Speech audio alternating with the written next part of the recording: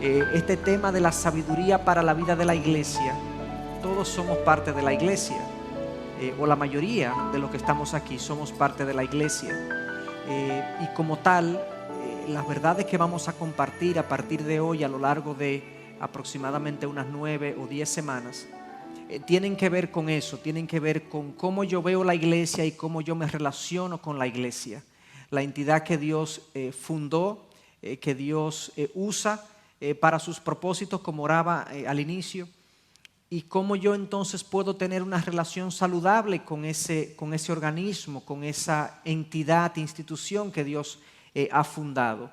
El subtítulo de esta serie que le hemos colocado es Correcciones y halagos de Pablo a las iglesias. Nosotros lo que queremos hacer es una revisión, luego vamos a explicar por qué partimos del apóstol Pablo, pero una revisión de cuáles fueron las correcciones y los halagos que el apóstol Pablo le hizo a cada una de las iglesias en el Nuevo Testamento, como una forma de entender que esas correcciones son cosas que nosotros también deberíamos revisar si debemos corregir, y esos halagos son aspectos que debemos estimular o incentivar en nuestra iglesia. Por lo tanto, yo creo que al revisar las correcciones y halagos de Pablo, vamos a tener una buena guía de lo que nuestra iglesia debe promover y corregir, de la misma manera que pasó con todas las iglesias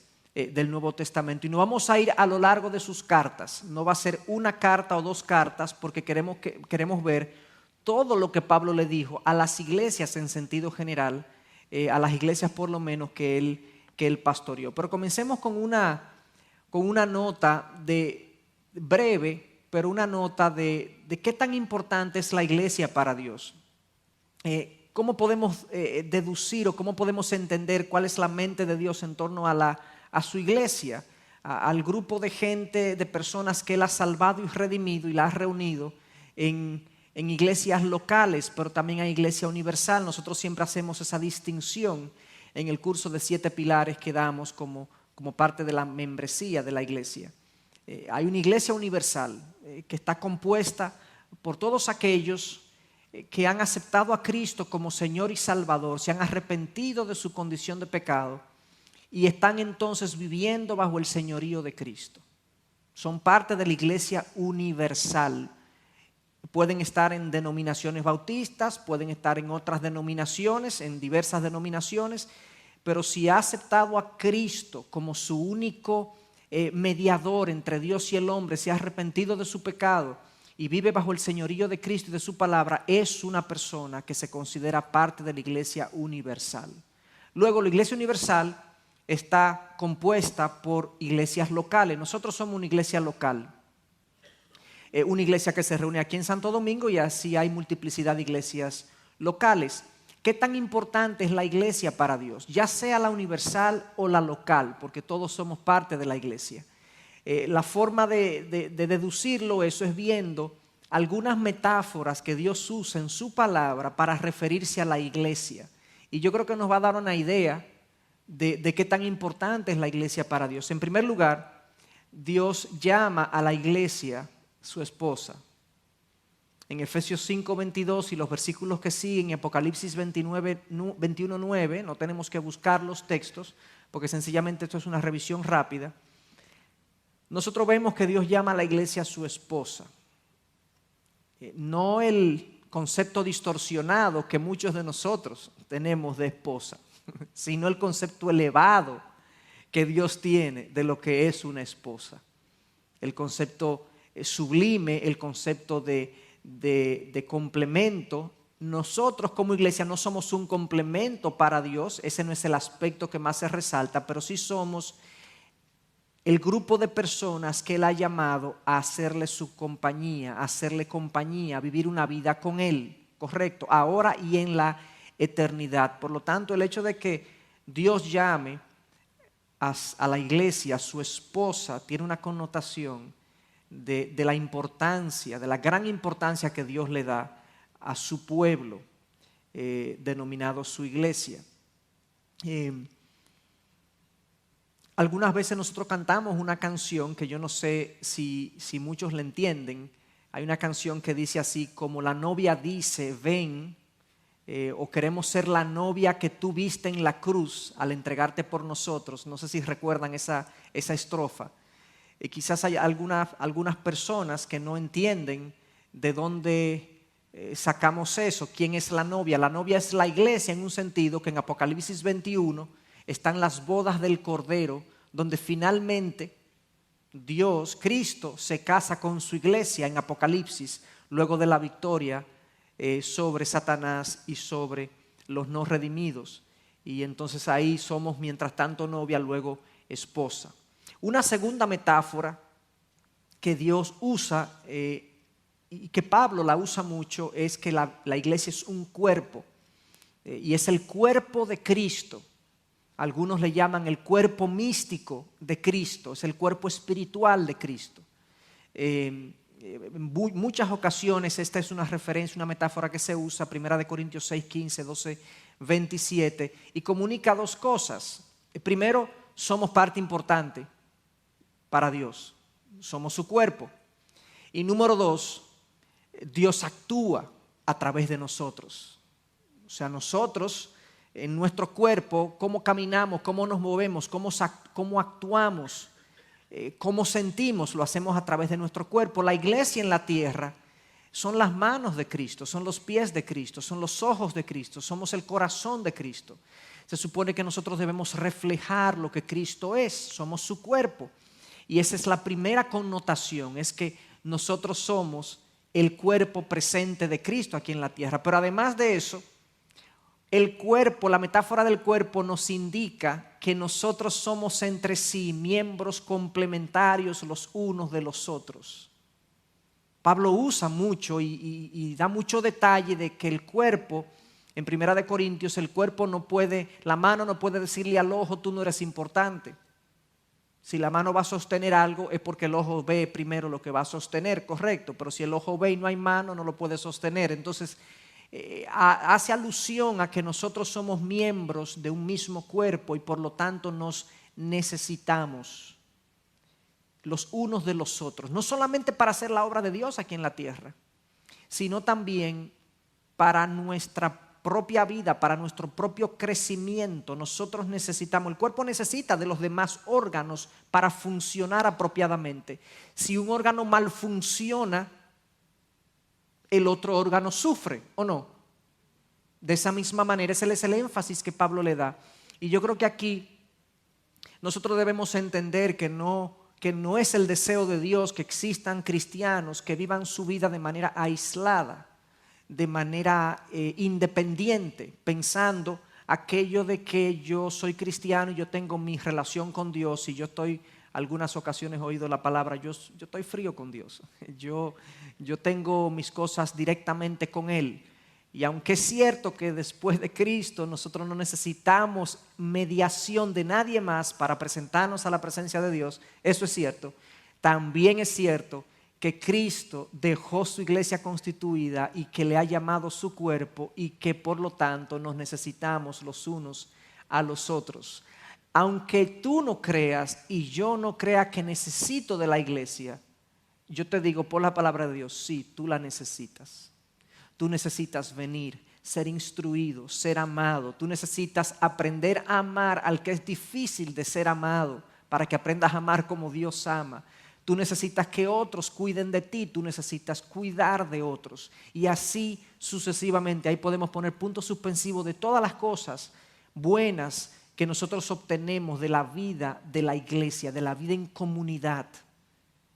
Una vez que yo comienzo a aislarme de la iglesia, pues obviamente mi vida espiritual comienza a mermar y comienza en algunas ocasiones a decrecer. Lo otro que la otra metáfora que Dios usa es que la iglesia es su templo. En 1 Corintios 6, Pablo le dice a los corintios que el cuerpo es el templo del Espíritu Santo, o sea, nuestro cuerpo individual es el templo del Espíritu Santo. Pero en 1 Corintios 3, él le indica primero que nosotros como iglesia, como pueblo, somos el templo del Espíritu Santo. Y a lo que hace alusión esta metáfora es que Dios habita entre su pueblo. Ustedes saben el privilegio que es ese, la bendición que es esa, el extraordinario regalo que es ese. El templo de Salomón, el templo extraordinario de Salomón, que tenía toda la pompa real, oro por todos lados, mármol por todos lados, piedras preciosas por todos lados, se supone que representaba un poco lo que era la dignidad de la presencia de Dios. Hoy en día eso no es, la presencia de Dios no habita en templos hechos por manos humanas, sino que habita en medio de su pueblo, que somos nosotros. Y de ahí entonces el llamado a la santidad de la iglesia, el llamado a la pureza de la iglesia. Nosotros somos el lugar donde Dios habita espiritualmente hablando. Dios también usa la metáfora de que somos una posesión de Él, comprada a precio de sangre. Nos habla del valor que tenemos, pero también nos habla del Dios al que le pertenecemos. Si nosotros le pertenecemos a Dios, Dios nos protege, Dios nos provee, Dios nos cuida, somos su propiedad. Yo creo que toda persona funcional cuida lo que es suyo, ¿o no?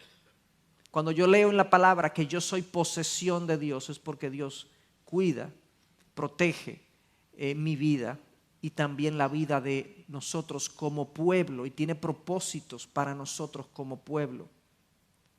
Y por último, aunque no es la última, no agota la lista de metáforas, ahí yo me voy a parar, y esta no es una metáfora, sino que es una de las funciones o la función principal de la iglesia, es exhibir la gloria de Dios, exhibir la gloria de Dios, las actuaciones de la iglesia. La vida como la vivimos, la manera como nos tratamos entre nosotros debe reflejar la gloria de Dios. Pedro dice en su primera carta que nosotros hemos sido llamados de las tinieblas a su luz admirable para anunciar las virtudes de aquel que nos llamó, correcto. Hemos sido llamados para anunciar las virtudes de aquel que nos llamó, y las virtudes de Dios se anuncian no solamente con la boca, sino con las vivencias, exhibiendo en nuestras vidas la gloria de Dios.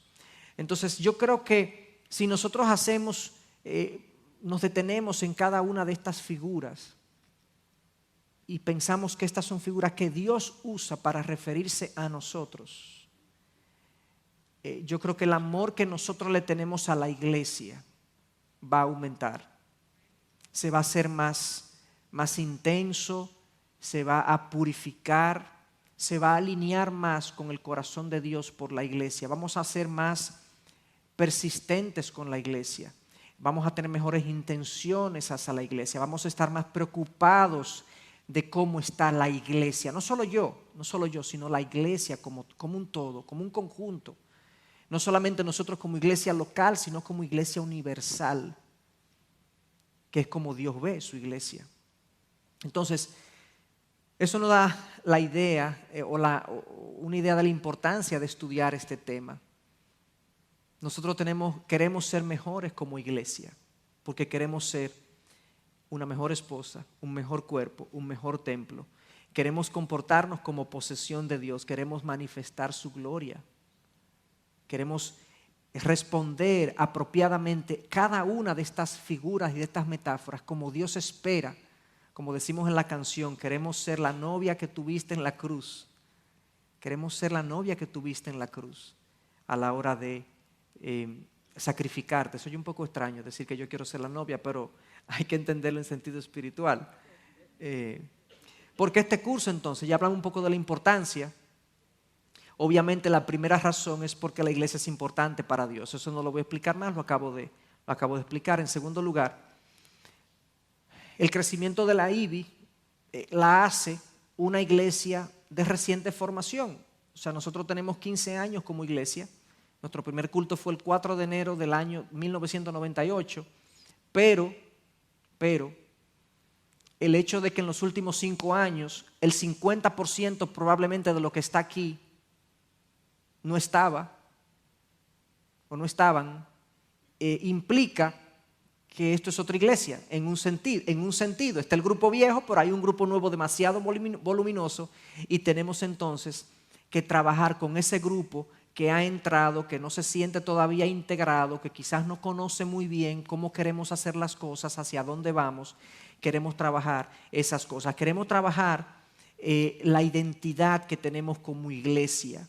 ¿Qué es lo que qué es lo que somos y qué es lo que buscamos? Por eso queremos analizar los elogios de Pablo y las correcciones de Pablo, porque nosotros queremos ser una iglesia que de haber existido en el tiempo de Pablo haya sido elogiada por él y de haber existido en el tiempo de Pablo haya sido corregida por él. Y queremos ver esas dos vertientes y eso nos va a dar una identidad como iglesia de lo que es importante y de lo que debemos corregir.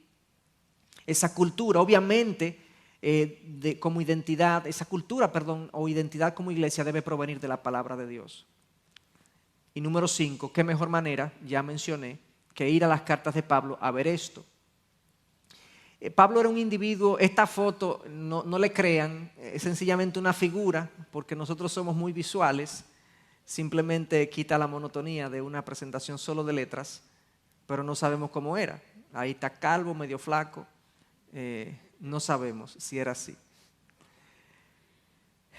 Pablo era un hombre extraordinario, pero era un pecador igual que nosotros, pero su vida sirvió significativamente para lo que fue la formación de la iglesia y para lo que nosotros somos hoy en día. Fue un discípulo llamado por Jesús a ser apóstol a los gentiles a través de una dramática conversión. Nosotros somos los gentiles, los no judíos. Todo el que no es judío es gentil, no necesariamente tiene gentileza, pero es gentil en el sentido étnico de la palabra para un judío. Ojalá seamos gentiles también en el sentido de cualidad.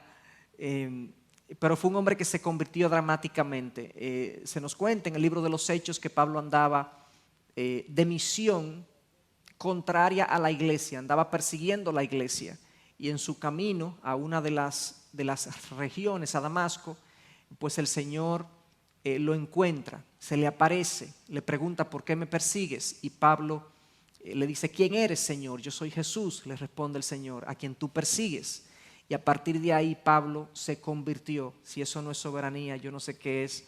Pablo andaba persiguiendo la iglesia y Dios se le aparece y le dice tú eras mi enemigo, pero ahora yo te convierto en mi hijo y ahora tú vas, en lugar de perseguir, a ti te van a perseguir. Y Pablo salió siendo un perseguidor de la iglesia de Jerusalén y llega a Damasco siendo un convertido del evangelio por el encuentro y la aparición soberana de nuestro Dios y del Señor. Algo jocoso que me pasó a mí, yo creo que lo he dicho en algunas ocasiones, es que mucha gente habla de que Pablo fue tumbado del caballo, pero en realidad en una clase que yo estaba dando del libro de los Hechos hace muchos años, todavía no se me ha olvidado eso. Yo estaba estudiando y estamos hablando de que Pablo fue tumbado por el caballo, camino a Damasco.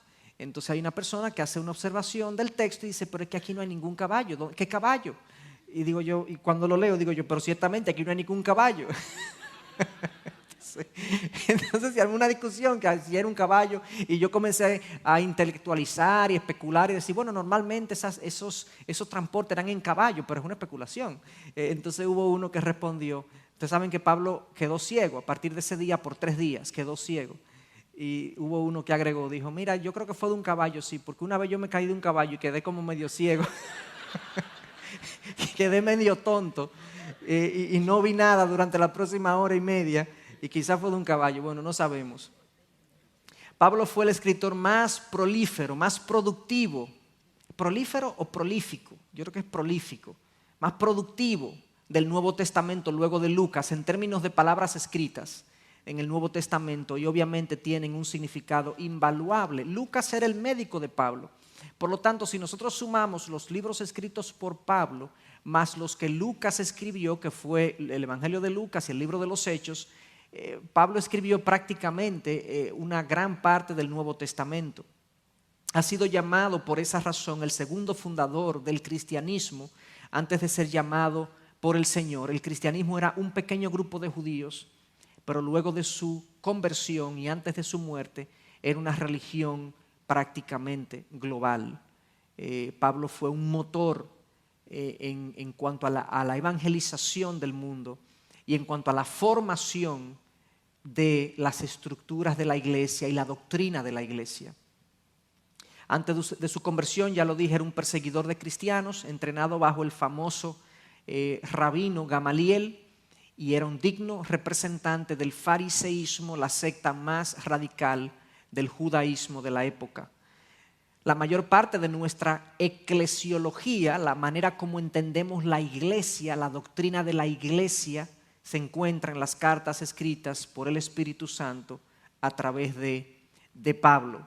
O sea que este es un hombre que tiene mucho que decirnos a la hora de nosotros saber cómo la iglesia debe ser, qué es, qué debe hacer, cómo debe actuar, cómo debe comportarse y cómo nosotros nos vemos en ella.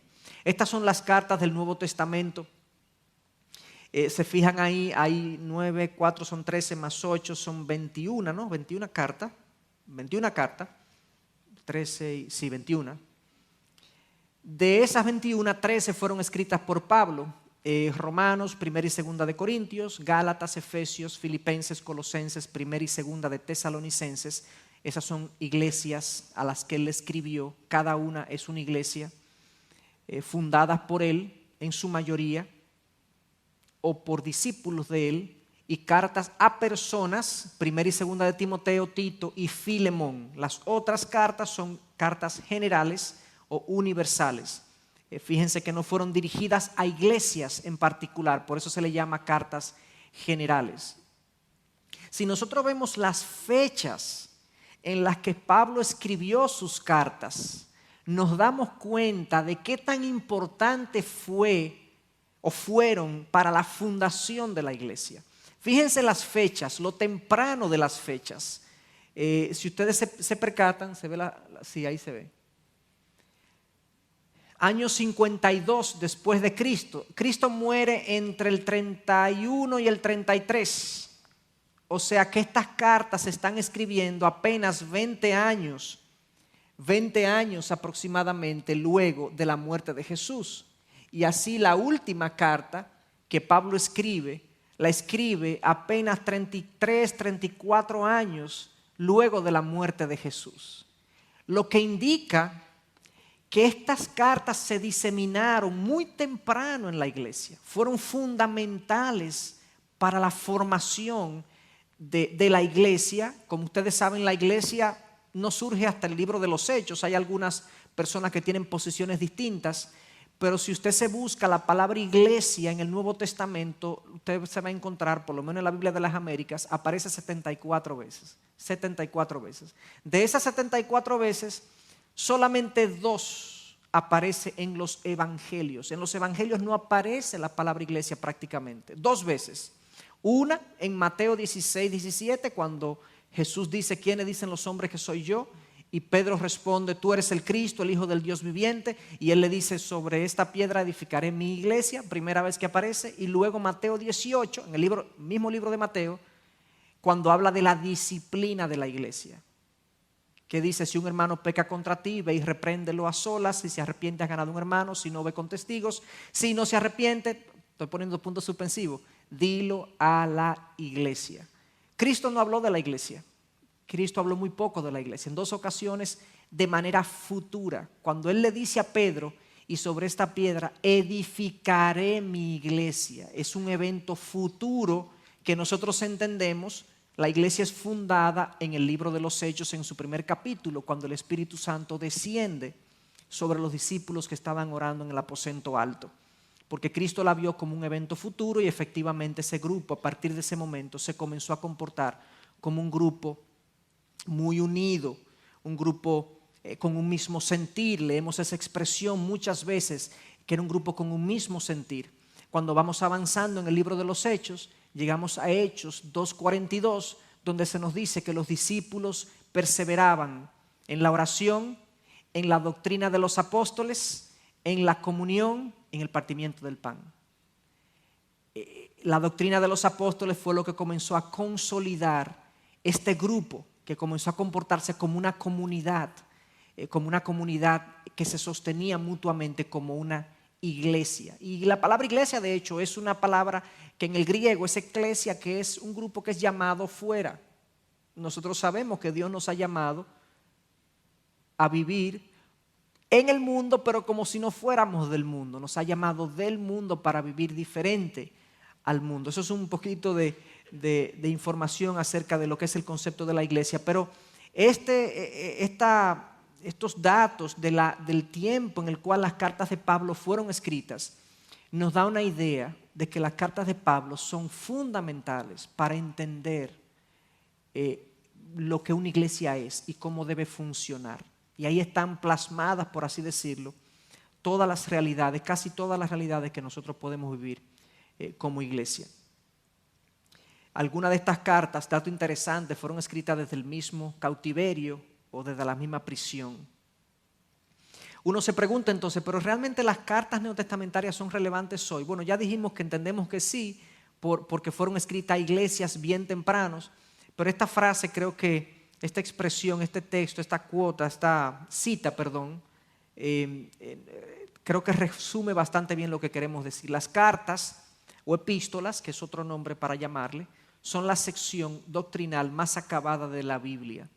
En el Antiguo Testamento tenemos la anticipación de Cristo y en el Nuevo Testamento la manifestación de Cristo. El Nuevo Testamento está escondido en el Antiguo, pero el Antiguo es revelado en el Nuevo. Y en los Evangelios tenemos la manifestación histórica de Cristo. Hechos provee la propagación del Evangelio de Cristo, pero las cartas nos dan la interpretación y aplicación del Evangelio de Cristo. Las cartas nos dan la interpretación y la aplicación del Evangelio de Cristo. Y claro, en Apocalipsis vemos la consumación en Cristo. Me gustó mucho esta cita porque toda la palabra dice, es Cristo. El Nuevo Testamento viendo al Cristo que venía, los evangelios contándonos el Cristo que estuvo entre nosotros, los hechos propagando a Cristo, las cartas aplicando a Cristo y viviendo a Cristo. El Apocalipsis, la glorificación final y la consumación del plan cuyo centro es Cristo. Una cita más, las cartas del Nuevo Testamento tienen una importancia para el cristiano contemporáneo que va más allá de lo literario. Ellas fueron escritas bajo la inspiración divina para lidiar con los problemas cotidianos del cristiano común. Si ustedes se leen muchas de las cartas de Pablo, por ejemplo, Primera de Corintios tiene esa característica, que ustedes lo van leyendo y ustedes se dan cuenta que Pablo está constantemente respondiendo preguntas. ¿De qué? Del matrimonio, de si comemos o no comemos comida o carne sacrificada a los ídolos, de cómo lidiar con el liderazgo, de qué hacer con los dones espirituales en la iglesia y lo que estaba pasando en ese momento. O sea, no son disertaciones de Pablo y sermones de Pablo hechos en el aire, sino que son cuestiones muy concretas, algunas de ellas cuestiones de la vida de la iglesia y otras cuestiones prácticas de la vida de la gente. Así que en ese sentido tienen una tremenda importancia. Aquí algunas razones adicionales para ver las cartas neotestamentarias como algo fundamental, cartas neotestamentarias, las cartas del Nuevo Testamento, como algo fundamental para nosotros. La naturaleza humana no ha cambiado, somos iguales. Los principios se dieron bajo dictaduras en ese momento, pero no podrán trabajar bajo democracias como estamos hoy, claro que sí. En el primer siglo, y esto es pura coincidencia, era una sociedad pagana, permisiva y sensual. ¿Y qué fue? Como que hemos vuelto al primer siglo. Las condiciones sociales y religiosas eran mucho peores que hoy, en algunos sentidos, eran mucho peores que hoy, pero la esperanza que tenemos es que si el cristianismo triunfó en esas condiciones, ¿no lo podría hacer hoy? Ahora, si el cristianismo ha de triunfar, no lo hará con llaneros solitarios cristianos, lo hará a través de la iglesia. Y la salud de la iglesia determina la efectividad de la iglesia. Una iglesia por así decirlo, no saludable, no santa, que no vive las instrucciones de la palabra, es una iglesia inefectiva en su propósito. Es un buen grupo de gente que se reúne, quizás se hace buena música, quizás oímos algunas presentaciones o exposiciones excelentes, muchas obras bonitas, pero no cambia el mundo, no cambia la vida de la gente que está a su alrededor. Si nosotros queremos ser una iglesia que, como el Nuevo Testamento cambió su entorno, tenemos que ser una iglesia que nuestra forma, nuestro molde sea la palabra de Dios. Y eso implica dos cosas. Primero, las vidas individuales tienen que conformarse a la palabra de Dios. Y nuestra vida comunitaria, como grupo, como iglesia, tiene que conformarse a la palabra de Dios. Hay dos tipos de cristianismo, hermanos. El cristianismo de retiro. El cristianismo monástico. La persona que entiende que mientras más aislado yo estoy, más espiritual yo soy. ¿Ustedes han visto eso? Se pasa todo el día orando, todo el día meditando. No habla con nadie, no se relaciona, nada. El cristianismo, que todo es para afuera. Tenemos que encontrar un balance entre la intimidad con Dios y la vida de familia de la iglesia, donde si nuestra devoción es genuina, vamos a tener entonces una vida de comunidad saludable, edificante, mutuamente constructiva, que nos va a entusiasmar mutuamente. De lo contrario, si yo estoy mal en mi vida de iglesia, hermanos, hay algo en lo privado que está mal. Hay algo en mí que está mal. Hay una conexión entre mi vida personal de intimidad con Dios y mi devoción a Dios y mi vida espiritual y mi vida de comunidad. Porque cuando a Cristo le preguntaron, Señor, ¿cuál es el más grande mandamiento de la ley? Amarás a tu Dios sobre todas las cosas. Ok, aquí. Y amarás al otro como a ti mismo. Y tú abrazas al otro como a ti mismo. Entonces hay un balance en esas cosas. Fíjense qué interesante que las cartas paulinas serán enviadas y hay instrucciones específicas para que se lean. En un sentido estamos cumpliendo el deseo original de estas cartas. Miren lo que Pablo le manda decir a los colosenses: cuando esta carta se haya leído entre vosotros, hacedla también en la iglesia de los laodicenses, y vosotros por vuestra parte leed la carta que viene de la Odisea. ¿Cómo había? Esto es para leerse y para vivirse en comunidad. En esa época la gente tenía una razón muy importante para venir a la iglesia, y era que nadie tenía una Biblia. Nadie tenía la carta de Pablo en su casa.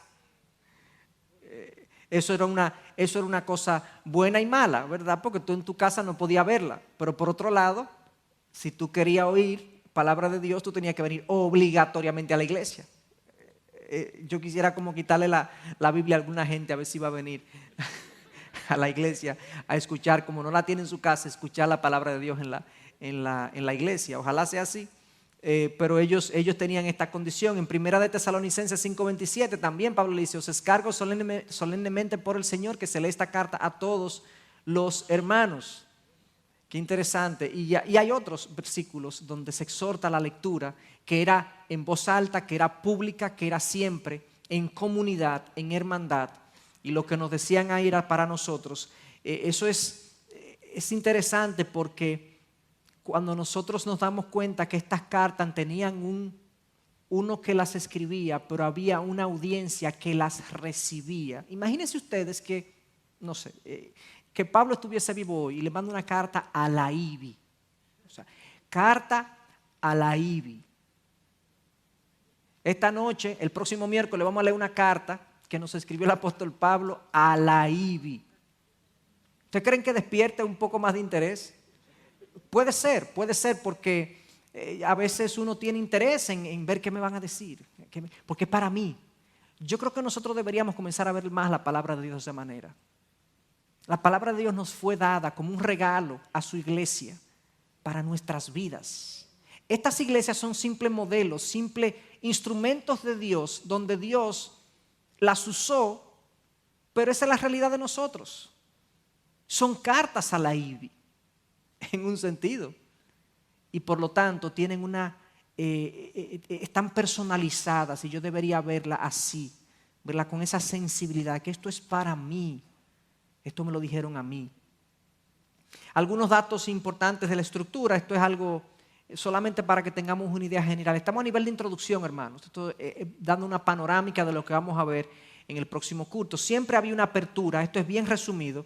Siempre había una apertura. ¿Quién envía? ¿Quién recibe un saludo? ¿Quién envía? ¿Quién recibe?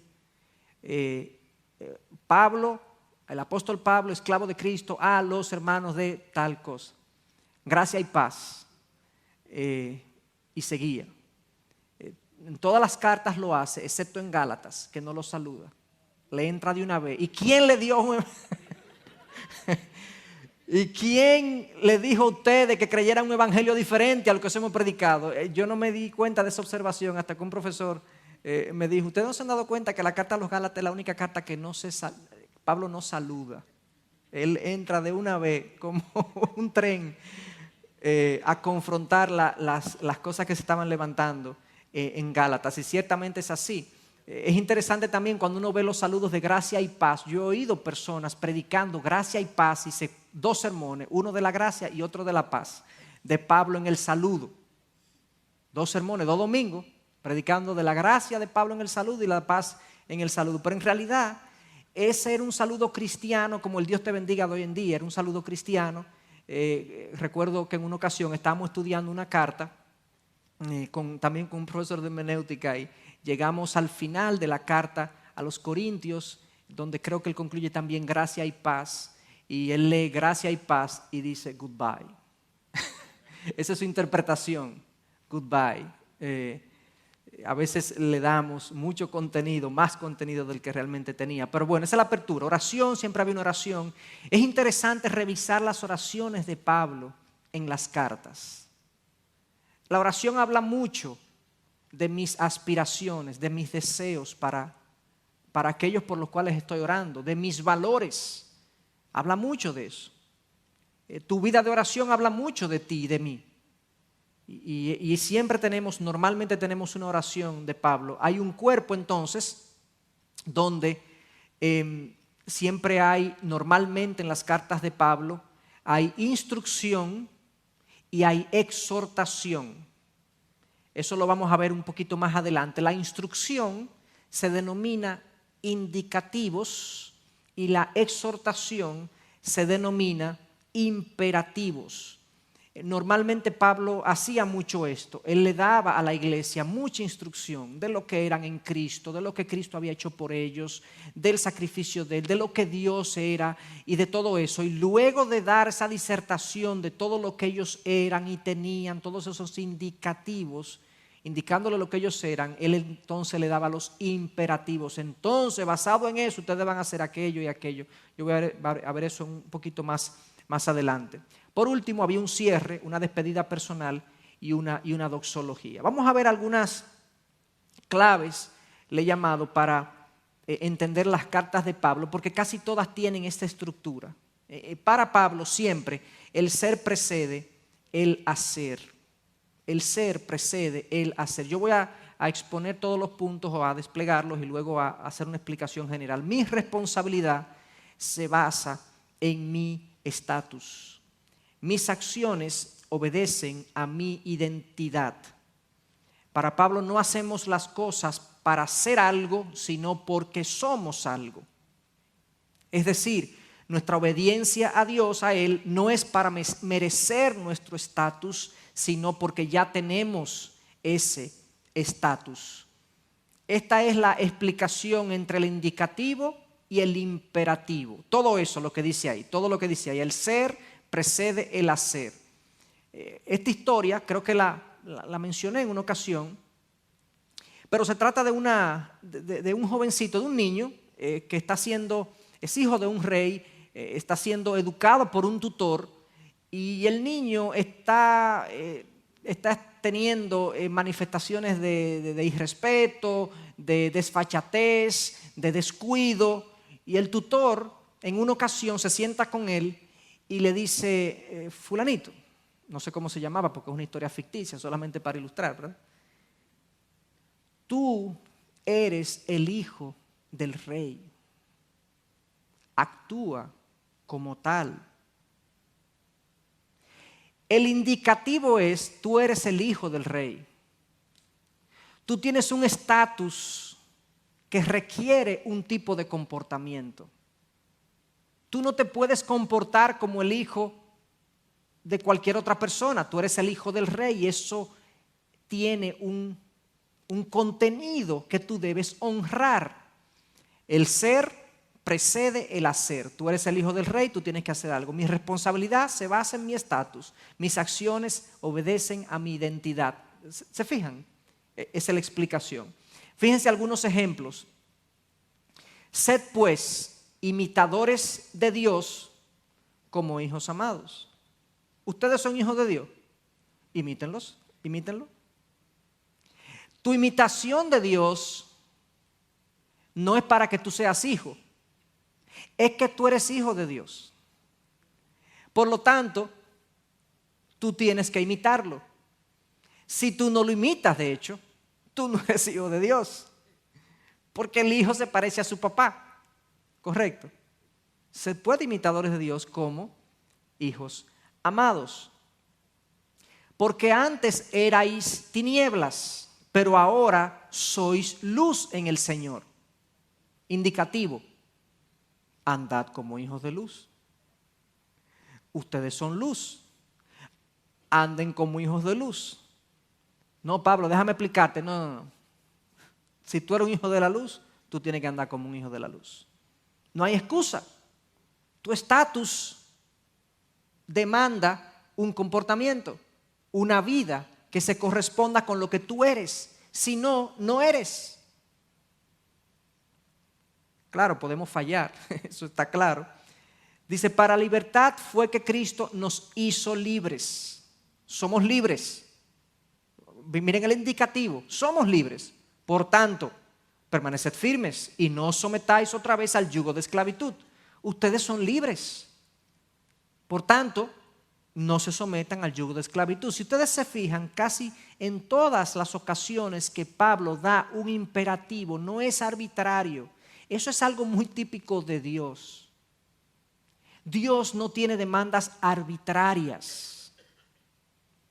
Dios ha creado y nos ha hecho y nos ha dado beneficios para que nosotros podamos cumplir su palabra.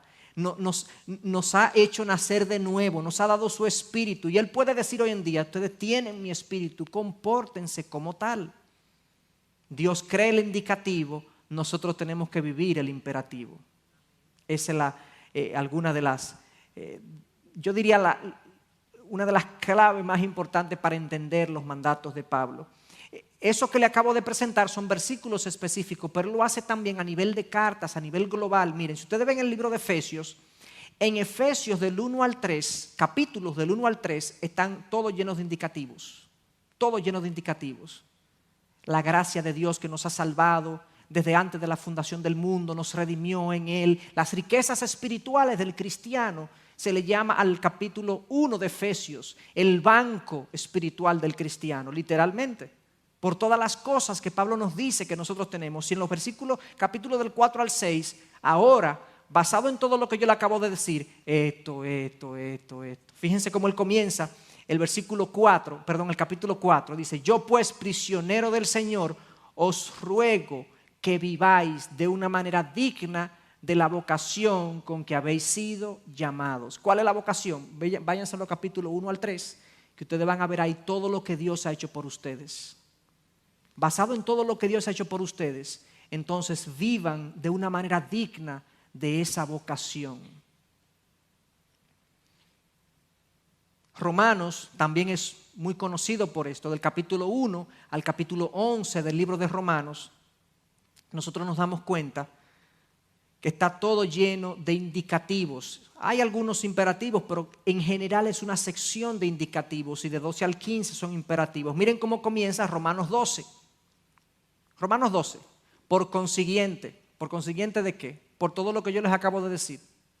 Hermanos, os ruego que por las misericordias de Dios, que presentéis vuestros cuerpos como sacrificio vivo y santo, aceptable a Dios, que es vuestro culto racional. Ese sacrificio como vivo y santo de nuestros cuerpos se basa en las misericordias de Dios que Pablo ha presentado en los primeros 11 capítulos. Y cuando uno lo ve así, esta forma de pedirnos cosas es parte de la gracia de Dios. Dios no nos pide nada arbitrario. Dios nos pide cuando ya Él ha provisto lo necesario para que yo viva lo que Él me pide. Es increíble. Dios hace eso. Dios me hace algo para que yo pueda hacer algo. Dios crea lo que yo soy para que yo pueda vivir como lo que Él creó en mí. El lector moderno, esta es la conclusión, debe siempre mantener presente que las cartas de Pablo no solo enseñan doctrinas, sino también que llaman a la acción e insisten que el cristiano debe vivir según los más altos estándares éticos y morales. Y eso es verdad. La palabra de Dios nos explica la teología que hemos de creer y nos muestra la vida que hemos de vivir. Los indicativos con los imperativos. Y ese es un buen resumen de la forma como Pablo redactaba. Miren, esto es una idea de lo que vamos a estar viendo. No están todas, ya me quedan 2 slides, no están todas, solamente una idea. En el libro de Romanos, si ustedes lo leen, yo no hice una búsqueda exhaustiva, hay desconocida, no hay una corrección específica que él le hace a los romanos. Pero sin duda era una iglesia que necesitaba instrucción doctrinal y práctica, porque en eso se basa toda la carta a los romanos. Es el tratado teológico más grande que existe, o más profundo que existe en el Nuevo Testamento. Su halago es que en el 1:8 hay varios halagos, pero esto es un ejemplo. Le dice, su fe es conocida por todos. Son gente que se ha preocupado de extender el evangelio, de propagar el evangelio de Cristo. Eso es obviamente algo que nosotros debemos abrazar, que nuestra fe sea conocida. ¿Por qué eres tú conocido? ¿Por qué soy yo conocido? ¿Por qué me conocen? Por la fe en Cristo.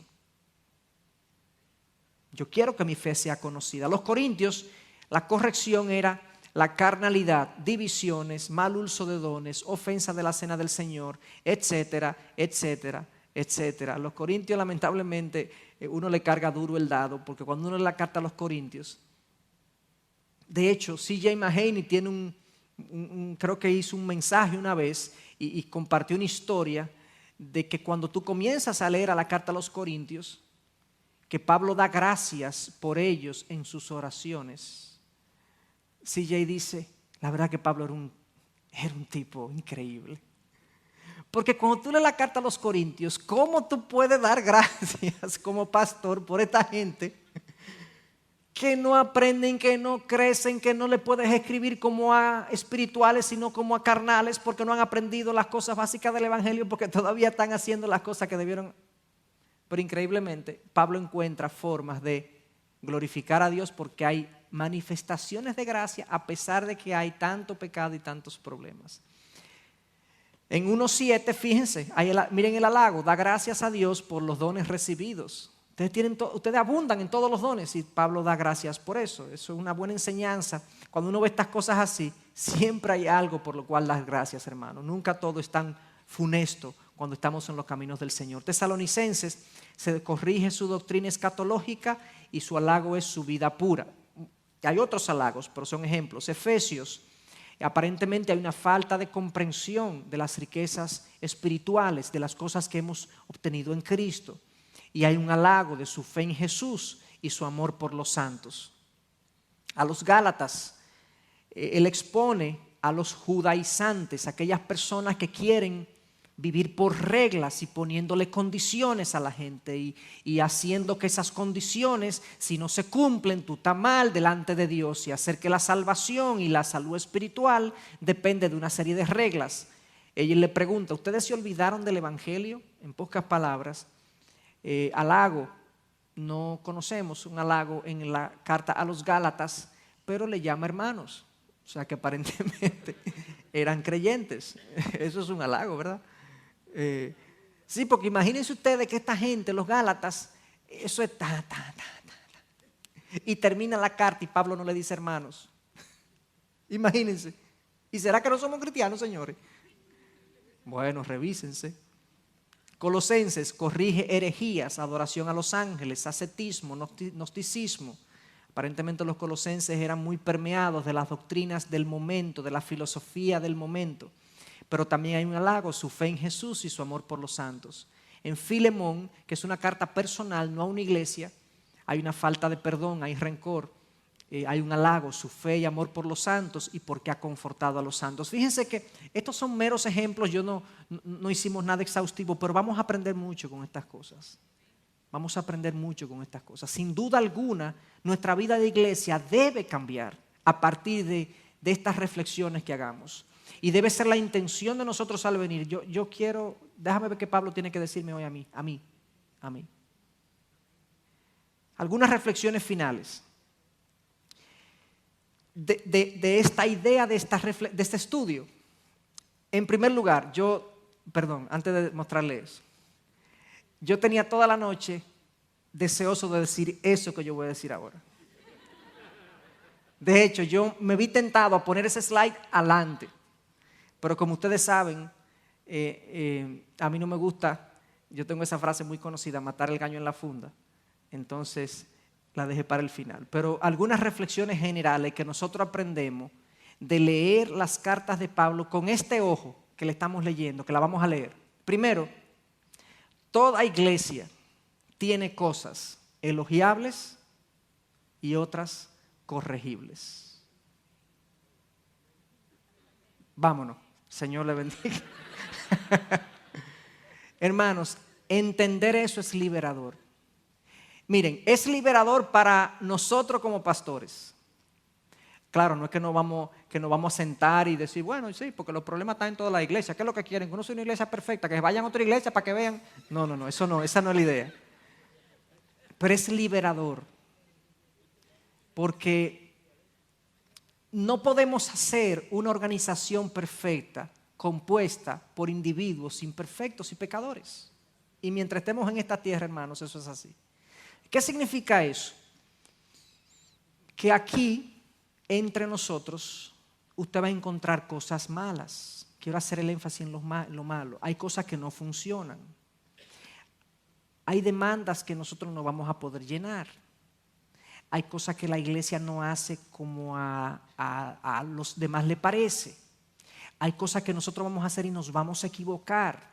Y si uno se da cuenta, tenemos que pedir perdón sin duda alguna. Y si usted se da cuenta, primero que nosotros, venga y díganoslo. O dígaselo a la persona que hizo eso. Y a veces es un problema de la iglesia como institución, el funcionamiento y demás. Pero a veces esta observación se debe a que, imagínense que tú tengas una iglesia, ok, todo está funcionando perfecto. Esa iglesia ahí hay una organización, todo está perfecto. El problema son los hermanos. El problema es que hay la gente que va, tiene esta condición, tiene esta característica, no saluda al otro, la gente muy fría, esto allá y yo aquí. Bueno, en fin. Bueno, ya sea problemas en la organización, en la estructura, en el funcionamiento o problemas con los hermanos, esa observación es válida. Todas las iglesias tienen cosas que corregir. Todas. Y todas tienen cosas que ser elogiadas. Evidentemente esto implica que toda iglesia verdadera es trabajable. Es trabajable. Y debe invertir en eso. Por eso queremos hacer esta reflexión con ustedes. ¿Qué es lo que nosotros tenemos que trabajar en nuestra iglesia para ser una mejor iglesia? Para que manifieste mejor la gloria de Dios, para que seamos una mejor esposa de nuestro Señor. y así sucesivamente. No para distinguirnos de otras iglesias, ese no es el objetivo y no debe ser nunca jamás el trabajo de nosotros, pero debe ser para que Dios se agrade de nosotros. La combinación de indicativos e imperativos en casi todas las cartas nos indica la necesaria relación entre fe y práctica. Dicho sea de paso, vuelvo atrás, esta frase, eso significa incluso, eso es una verdad personal también. Tú criticas cosas y yo critico cosas. Bueno, de ti hay críticas y de ti hay elogios. O sea, eso es una verdad como organización y es una verdad personal para cada uno de nosotros. Y eso nos daría un poquito más de gracia si nosotros lo vemos así, lo entendemos así. Siempre tiene que haber una relación entre fe y práctica. Nosotros, hermanos, no podemos decir somos una buena iglesia porque tenemos una buena doctrina. Somos una buena iglesia porque tenemos una buena doctrina. ¿Quién ha dicho que una buena doctrina es una buena iglesia? Tiene buena doctrina, sí, pero no necesariamente una iglesia con buena doctrina siempre es una buena iglesia, porque hay otros elementos. Normalmente la buena doctrina debería conducir a una salud en la iglesia, pero a veces hay una disparidad. Lamentablemente, una vez más, estamos en un mundo caído y vemos inconsistencias y cosas que no suceden. Entonces, no debemos dar por sentado que si tenemos buena doctrina, somos una buena iglesia por definición, porque quizás a nivel personal, a nivel de nuestro trato, a nivel de nuestro amor mutuo, a nivel de otras cosas que la iglesia debe tener, hay cosas que nos faltan. Este tema de las cartas paulinas también revelan nuestra necesidad de instrucción y vida en comunidad para el crecimiento. El hecho de que Pablo le escribiera a estas iglesias, para que estas cartas se leyeran de manera comunitaria, indica que Pablo está estimulando la vida en comunidad, que esto es algo bíblico. Esto no es un mero deseo de los pastores de venir aquí, que ustedes nos apoyen en los movimientos que estamos haciendo, no. Esto se supone es lo que debe suceder en el pueblo de Dios, una hermandad, una comunidad, un abrazo los unos con los otros. Esa es la última observación que tenía, era eso precisamente, que estas cartas escritas a las iglesias revelan que el cristianismo se vive en hermandad, no se vive de manera aislada. Las cartas personales son muy puntuales, son las menos para resolver situaciones específicas, pero las cartas eran a iglesias, porque ese es el instrumento de Dios para hacer lo que tiene que hacer en este mundo. Esta es una producción que llega hasta ustedes gracias a los aportes de individuos y empresas comprometidos con la defensa de la fe. Para más información, preguntas y comentarios, visite nuestra página de internet www.integridadysabiduría.org. En esta página encontrará información sobre la producción de este y otros recursos que ponemos a su disposición, como también las formas en las que usted puede contribuir con la producción de programas como estos. Les invitamos nuevamente a visitar nuestra página de internet www.integridadysabiduría.org. Será hasta la próxima cuando nos reencontremos en su palabra.